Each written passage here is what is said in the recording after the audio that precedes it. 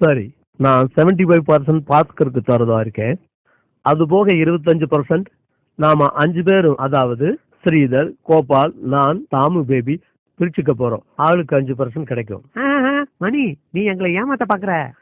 25% 5ஆ பறிச்சா ஒவ்வொருத்தருக்கும் 5% இல்ல 14% கிடைக்கும் இல்லையா? அதானே வரும்.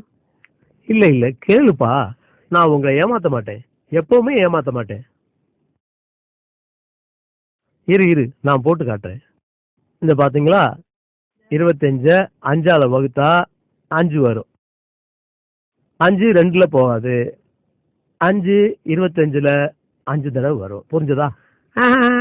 தப்பு மணி, நான் கணக்கெட புலி. எங்கிட்டே வா, நான் போட்டு காட்டுறேன் பாரு. 5 25 5 2ல போகுமா? போகாது.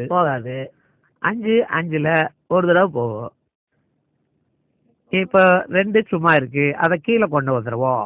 5ஆல 20 வகுத்தா 4.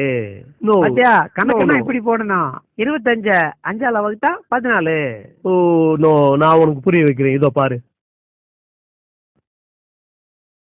5 5 தரம் 5 5 5 25. பாரு, நல்லா போட்டாரு கணக்கு. என்ன உங்களுக்கு எவன் தான் கணக்கு சொல்லி கொடுத்தானு தெரியல. கொடுங்க, இப்படி நான் போட்டு காட்டுறேன்.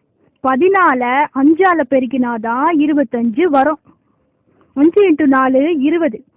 5 1ஆல இன்ட்டு பண்ணா 5, மொத்தம் 25. அவ்வளவுதான். இல்ல இங்க பாருமா, 5 14 நான் கூட்டி காட்டுறேன் பாரு, அப்ப புரியும் உனக்கு. 14 14 14 14 14.